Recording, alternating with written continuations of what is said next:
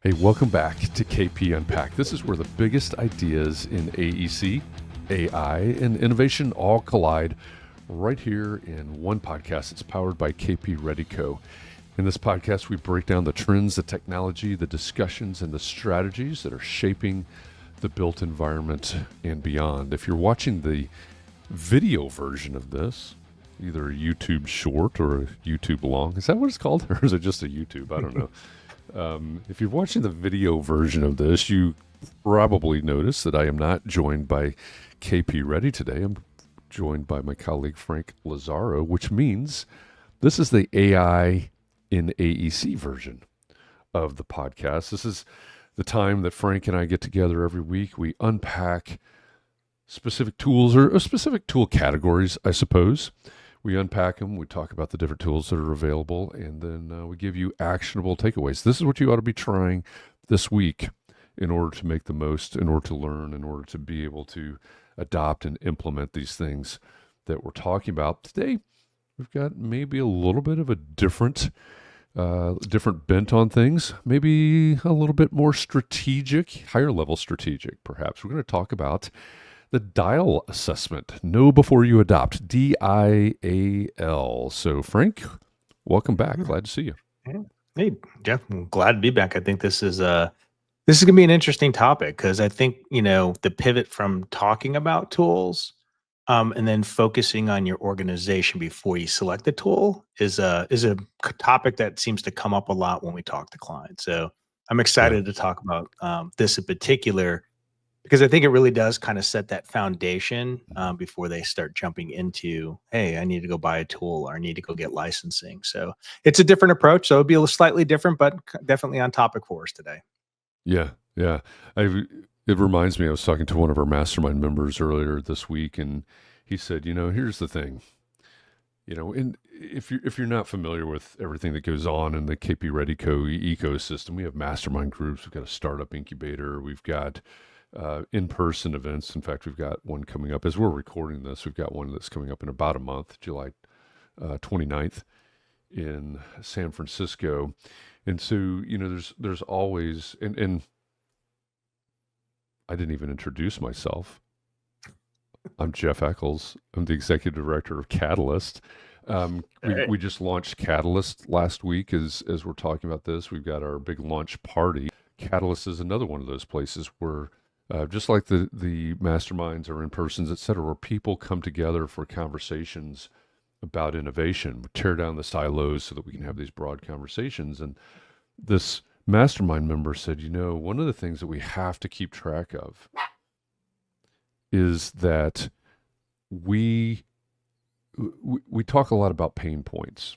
Everybody does, right? In the sentiment that marketers ruin everything, right? We have been trained to talk about pain points, and this mastermind member says, we talk a lot about pain points. We all know we have pain points. We all know what those pain points are. We share them, and he said at some point it becomes commiseration. He says what we really need to focus on is not even what do I need to think about. And this is what when you were talking about it a second ago. What reminded me of this, where you were talking about sort of talking about versus doing. He said, it's great for me to have something to think about, but it's even better when we can walk away with a to-do list with things to do. So I think that's an interesting tie to this discussion of DIAL today. And I'm going to ask you to explain what DIAL is, what it means, and we'll start to unpack that. But I think, and it's also one of the things that I love about us recording this version of the podcast is it is intended to be absolutely actionable. So I am joined today by Frank Lazzaro. He's the head of advisory here at KP Reddy Co. He's my friend and colleague, and we get together and record at least one episode every week. They get published once a week. So when we're on our game, we're ahead of the game. And when we're traveling and when we're doing the other things, hey, we may need to catch up a little bit, but here we are. All right, Frank. Yeah, absolutely. When we talk about DIAL, DIAL, We're talking about a framework. There's an assessment, of course, as I said at the beginning, that goes along with it. But in short, what is dial? What is the assessment? What is the framework? Yeah, yeah. So, and it's a great question. Again, it's like very similar to any framework, right? It just kind of helps people kind of get organized around a pretty complex topic. We look at dial as it's really kind of acronyms for being a disruptor, being an innovator, being an adopter, or being a laggard when it comes to technology. Right. When you think about that, when disruption, right? What would be a company that falls in that disruptor phase? That would be like a chat GPT or an open AI. They're really disrupting the marketplace when it comes to that technology. Same thing with the innovator and adopter, right? Those are kind of middle of the road, right? You're either using technology to innovate and be more innovative. You're kind of more on the forefront adopter, and this is kind of where a lot of folks in the AEC industry kind of land is in that adopter phase, right? Where it's like we'll adopt technology once it's established, once it's been proven, once it's been out in the marketplace. And then the other 50% of the AE space is a laggard, meaning that they're still running, you know, with basic technologies. They're not very on the forefront of adopting anything new. So we look at it from, you take this assessment, it kind of gives you like a score around kind of where you are from your innovation technology adoption posture as a company. So you can come back and sit there and say, yep, we're a disruptor. We're out in the forefront. We have software developers. We're developing plugins for Revit. We're doing all of these things to really innovate ourselves. That's, on the bell curve, that's really, on that one side to where they're really out there. And then, the rest of us are kind of, more the adopter and the laggard side. So the reason I like this piece and kind of from an advisory perspective on kind of where we start with actually using this assessment is that once we kind of understand kind of where an organization is in terms of their adoption technology adoption curve, it allows us to kind of custom tailor our approach to how we can help them be more successful. So I encourage most people, and again, our assessment is free. You can just go to the kp.co website, KP Reddy Co website /dial. And you could take the assessment for free to kind of get an understanding of where you are. Um, but to us, that's really that framework is the foundation to helping organizations adopt this. So if you are a laggard, but you're sitting there telling us that, hey, we want to adopt all these technologies, these tools and AI, we get the sense that you're likely to not succeed or be successful in that implementation because you don't have that right innovation. You don't have that mindset internally, whether it's culture. And we have 6 pillars. We'll dive into the 6 pillars, but that's the general framework of what dial is.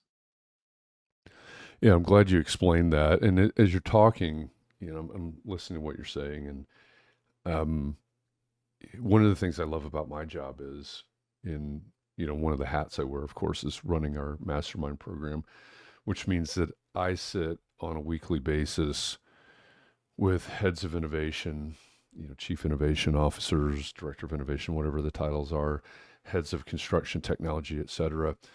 And when you're talking about sort of the line, imaginary line, I suppose, but the line that starts to divide the innovators from the adopters. Right.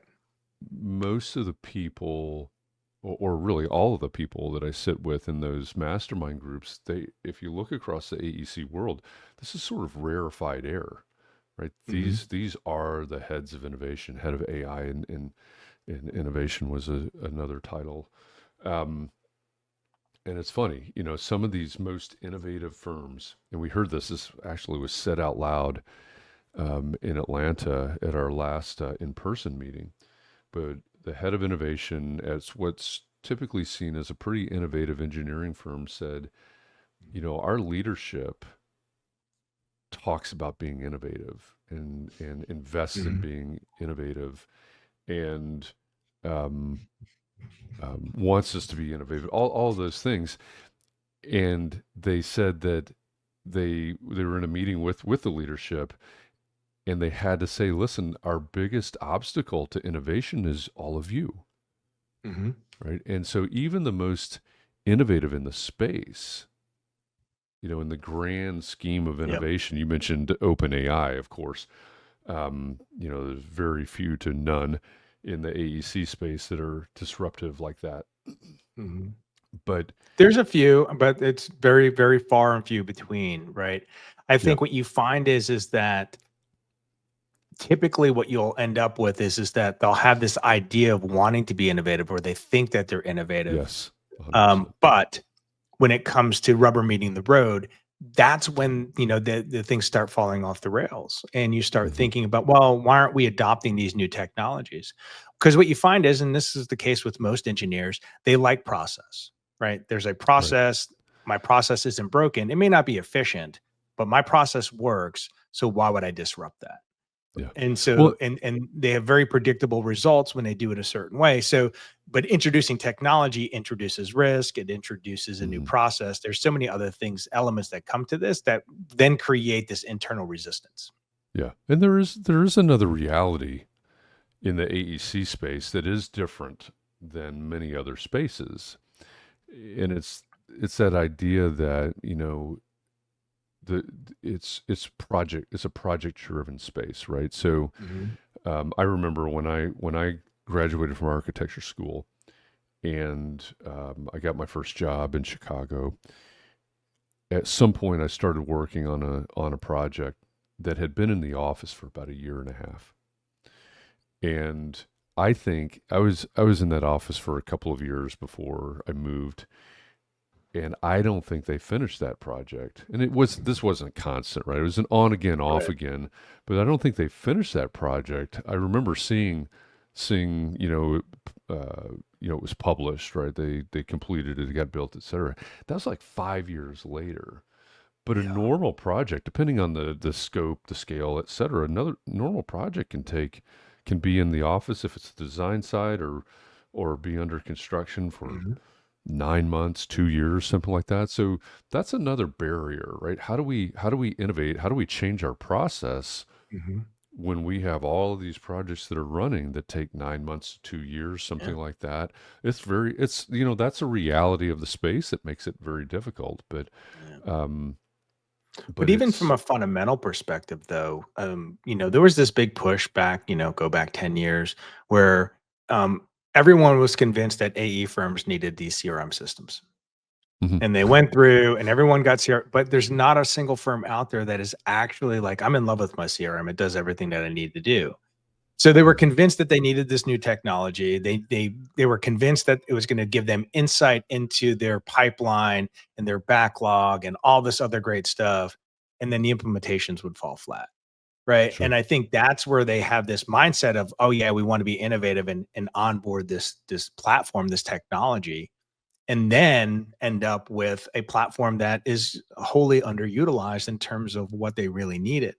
yeah, Now, fast forward a decade or more, and the same thing's happening now with AI, where they all think they need AI. They're giving every single employee Copilot, they're giving every single employee ChatGPT, but don't understand their internal innovation culture mindset, mhm, um, on how that technology kind of makes it into their process. So I think that's where Dial comes in, is because it allows the organization to kind of get that internal perspective of where are we from an innovation posturing perspective, right? When we think about, the Dial framework is really built on 6 pillars, right? So you start thinking about, it focuses on identifying where you are from an internal innovation perspective. Like, how do we work internally when it comes to technology?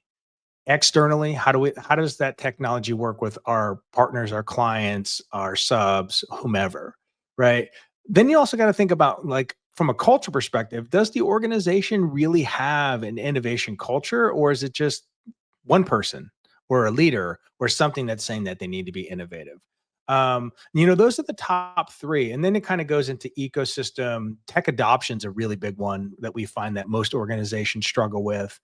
And then the last one I think is kind of more like that. We call it blue sky thinking, but that is like the pinnacle of innovation thinking of, where do big ideas come from if they're not coming from internally, right? So we focus on those 6 pillars, And what you find is that some are really good in some areas and then they kind of struggle in others. But if you don't understand this, doesn't matter what technology platform you're picking, and AI is the big elephant in the room right now. If you don't understand those 6 pillars of where you are from an organization perspective, doesn't matter what tool you try to implement, you may not be successful in doing it.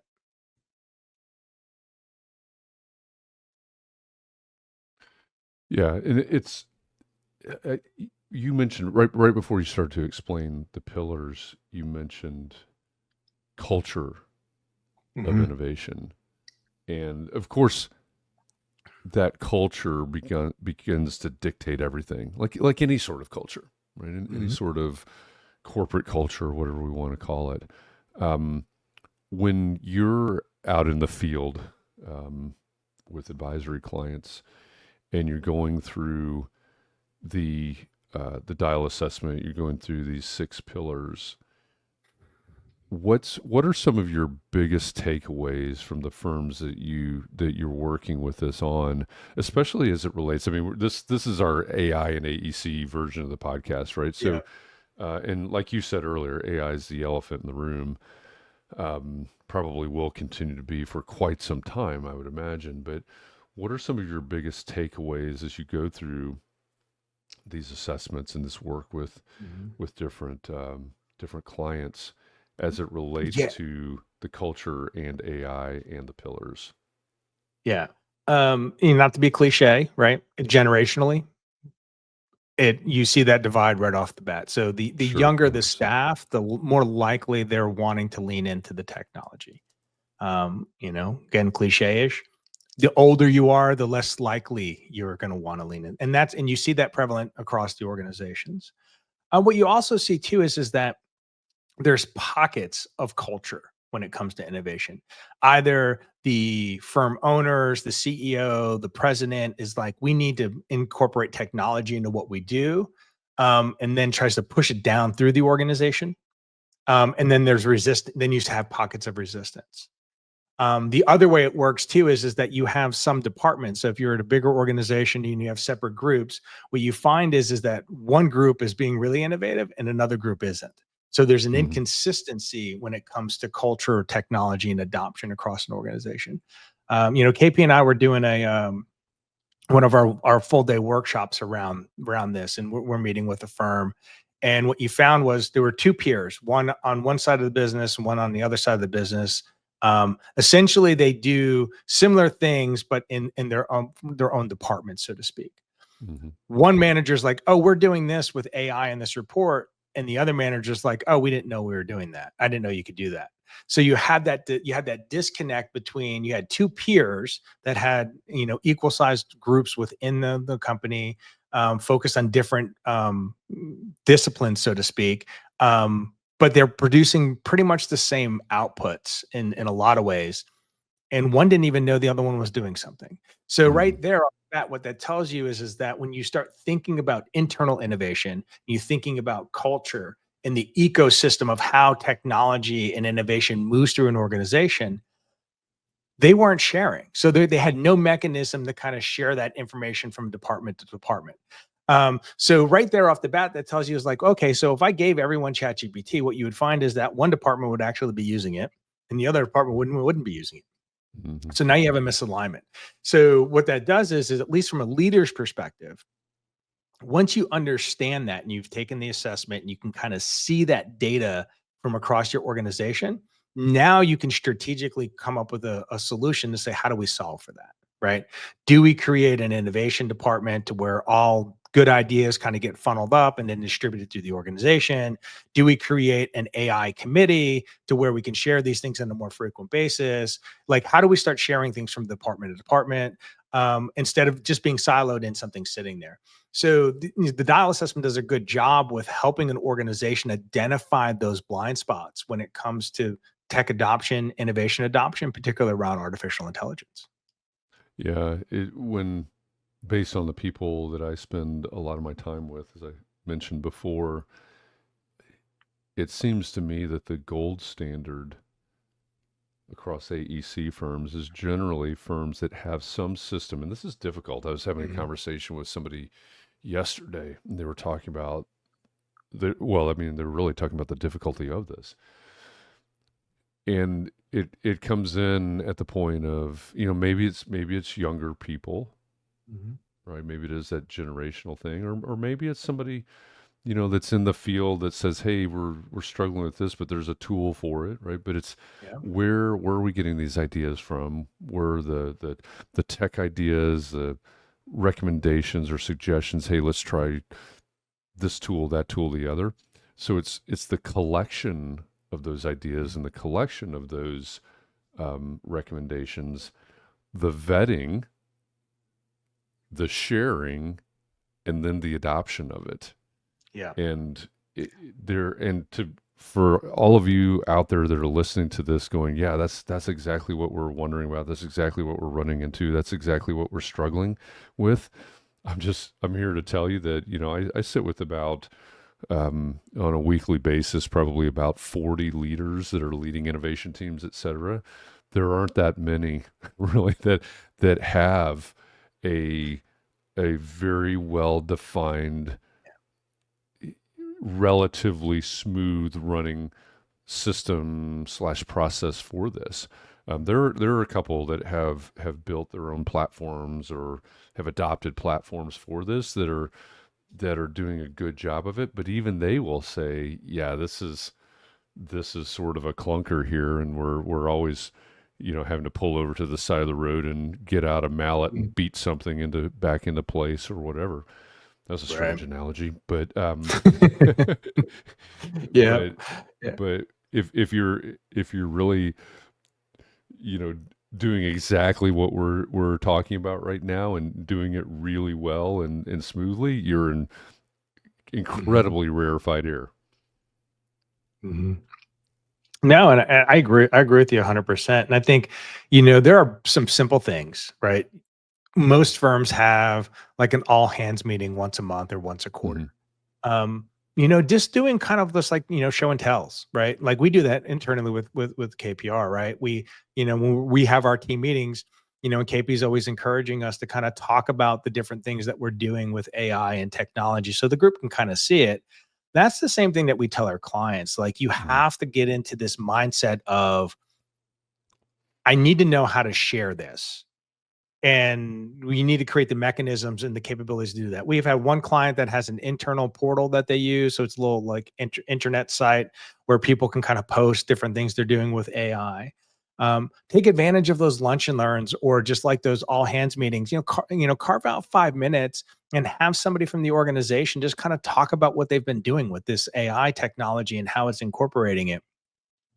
And I think the other big thing too is training. Training is a vital component to all this. Giving people tools doesn't mean they know how to use them. I think we've said that multiple times on other Right. episodes. But Yeah. it's just because you give them the tool doesn't mean that they know how to use it. So the training also can help mitigate a lot of the issues that we see with a lot of organizations when we do the dial assessment with them.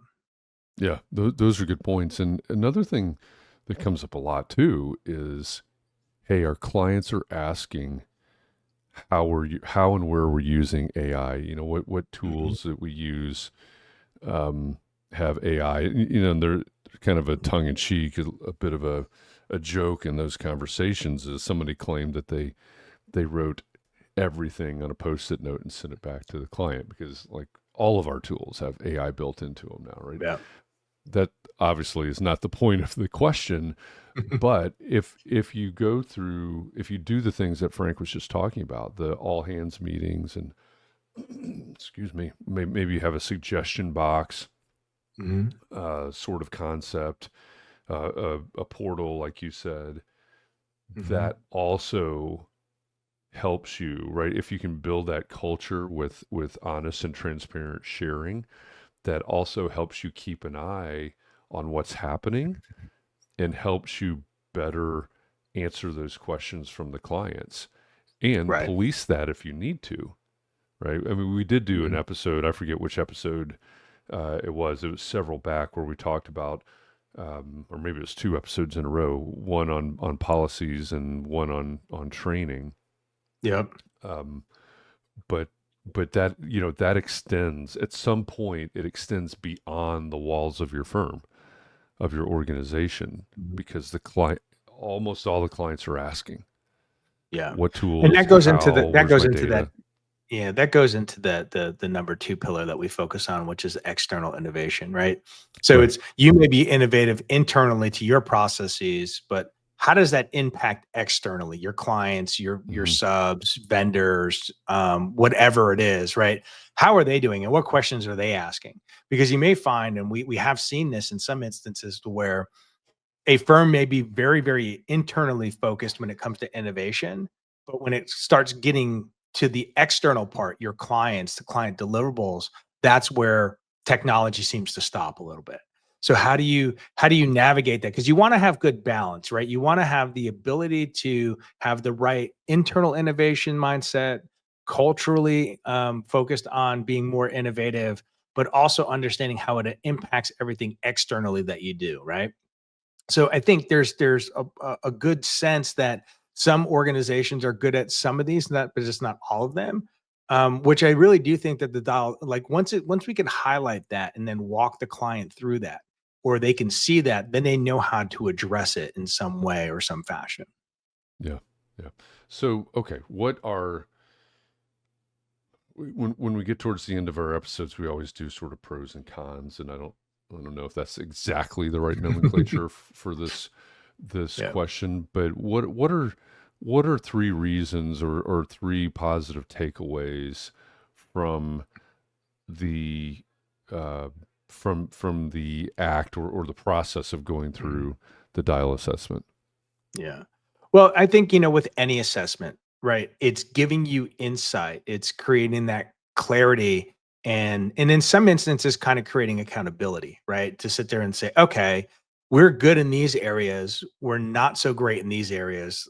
What can we do now? So one, that clarity and focus, right? It shows you the areas that you need to pay attention to in order to be a more innovative company, a more innovative firm. The other thing is when we start thinking about AI in general, right? And again, I think we've said this numerous times on other episodes, right? If you're starting with the tool, you're starting in the wrong spot, right? You have to really start with the problem. And that's Yeah, where the exactly. dial in this innovation assessment helps you kind of hone in on like, I'm not going to give everyone ChatGPT until we have at least a better plan around modifying our culture and our environment. Or maybe the tool is our path to becoming more innovative internally. So you really kind of it really does help with um, tailoring your AI strategies. It helps with AI tool selection, right? To me, it's very foundational. Like that, if you can understand your innovation posture as a firm, right? The tools that you select and the things that you do and the training that you add is only going to be more effective versus just giving everyone the tool and then expecting some magical result on the back end of that. And then the third one is that the one nice thing, and we hadn't even touched on this, and I think this was kind of like the golden goose of the of the report, because we have given this assessment so many times. We have all this anonymous client data, which basically allows you to benchmark your firm against like size firms. So if you're a 50 person, 100-person firm, and you take this assessment and you fill it out, we give you data back that says, based on that, all the firms that kind of fall in this are answering these questions this way. It's anonymous. You don't know who they are, but you're at least you get that benchmark against your peers to understand, hey, I kind of understand my deficiencies. I also understand that where peer firms are kind of landing in that. So it kind of gives you the confidence of, okay, I can kind of see how I'm matching up against other firms. I'm also finding areas that I need to focus on, and then it's going to help me be more innovative and allow me to select those AI tools going forward. So I think that those are probably the three big ones that I would highlight. Yeah, those are good ones, and I think when we look at the benefits of Mm-hmm. doing things like this, which you just rattled them off, right? You just talked Yeah. about that.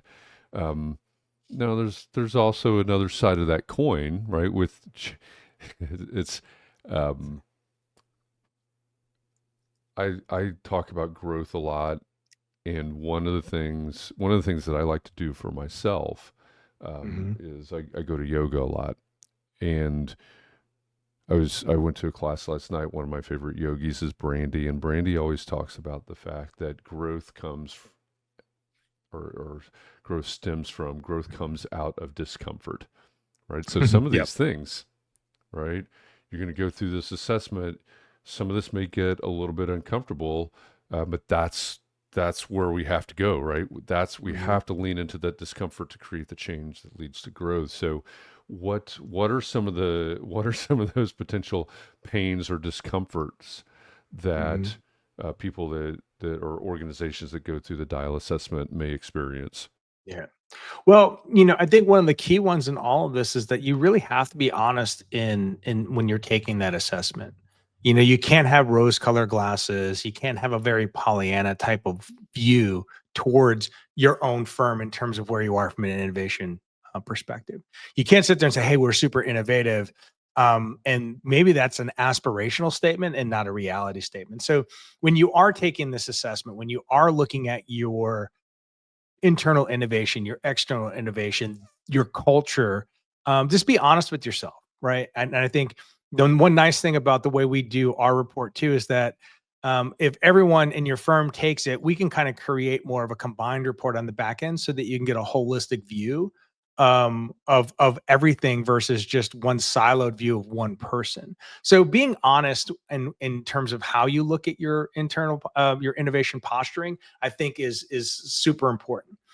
And then I think fundamentally is that, you could take the dial assessment all you want. You can identify all the problems that you can, but if you cannot execute on fixing those things, you're not going to become more innovative company or a more innovative firm. So just remember, the assessment doesn't replace execution, right? The assessment is only going to tell you the areas that you need to focus on, and then create a plan.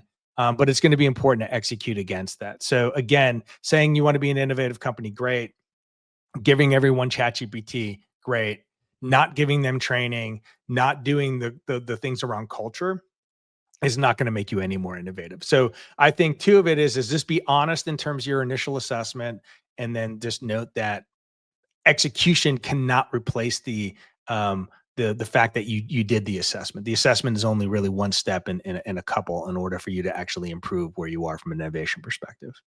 Yeah, those are great points. There's a big difference between knowing and doing, Mhm. and we have to do. But I mean, I guess that goes back to the comment from my conversation with one of our mastermind members. Right? It's hey, we know where the pain points are. Mhm. We have to take action. We have to go from knowing, understanding, thinking about to actually Mhm. doing. So those are good points. Well, I think Is I think, and then the one big key takeaway out of all that, and this is something that we say on the marketing side all the time. If you don't measure it, did you really do it?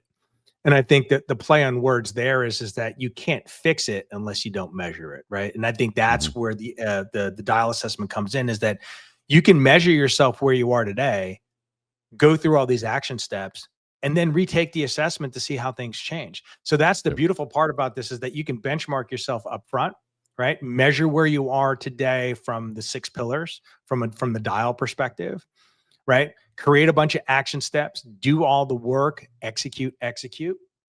And then, 6 months later, take the assessment again and kind of see how the numbers mm, change. And what you're yeah, going to find is that if you're doing it correctly, you're executing against your plan, being honest with what you're trying to do, right? You will see improvements from the first time you've taken the assessment to the second time you've taken the assessment. yeah, yeah. 100%. So if you're listening to this right now and you go, "Hey, what's the dial assessment? What are these guys talking about? How do I do this?" Go over to kpready.co. That's our website, as it turns out. kpready.co/dial, DIAL, and that's where you will find out about the dial assessment, and you can even sign up to take it, so to speak. Yeah. Of And it's free to course, take, by the way. That is 100% free. You will get the report immediately after you complete the assessment. So yeah, I encourage anyone that's interested to just to get a idea of where they are. There's a free assessment on our website. yeah, there you go. And obviously, you can peruse the whole website as we've talked about several times. As we're recording this today, we just opened the doors for Catalyst, which is our online community of innovators for the built environment. We're onboarding people. I'm onboarding people every day into Catalyst now, and we're headed towards a launch party on July 2nd. If you want to find out more about that, just go straight to kpready.co, right there on the homepage. But you can go there. But if you want to know about Dial, you want to take the Dial assessment, go to KP Ready. So kpreddy.co/dial, DIAL. And that's where you can figure out what you need to fix. Mm-hmm. And then you can figure out, perhaps after talking to Frank or KP or someone else on our team, how to measure it and how to fix it. How to know that you're fixing it. You can step on the scale every day, or you can say, hey, I feel like I'm losing weight, or I feel like I'm gaining weight. But if you don't step on the scale, you probably don't have any idea. That was probably not anybody's favorite analogy right there. Well, it's real. Yeah, The doubt. struggle is No real. doubt. Yeah. All right. Well, Frank, thank you for this conversation today. Great to get together and talk about these things as always. You have been listening to Frank Lazzaro. He's my friend and colleague here at KP Reddy Co. He's the head of advisory right here at KP Reddy Co. That's why we're talking about the Dial assessment today. My name is Jeff Echols. I wear a lot of hats, but major title is Executive Director of Catalyst, which is our community that is open for innovators, the designers, the constructors, the developers, the owners and operators, the founders and funders over on the startup side, everybody joining the Catalyst community to move innovation forward here in AEC CRE, really for the built environment. So you can find out more, everything that we've talked about that needs a link. We'll have a link in the show notes down below. Thank you for joining us here today in whatever version, however you're consuming this. This is KP Unpacked. It's the AI in AEC version. It's where the biggest ideas in AEC, AI, and innovation all collide. Right here in this podcast is powered by KP Reddy Co. We break down the trends, the technology, the discussions, and the strategies that are shaping the built environment and beyond. That means where you work, where you play, where you worship, where you eat, where you, I don't know what all you do, but all of the things that we talk about impact all of the aspects of everybody's lives. So it's important stuff. We thank you for joining us, and we'll be back again next week with another edition of AI in AEC. Thanks, Frank. See you again soon. Thank you, everybody else. Thanks for listening. We'll see you again next week. Bye now.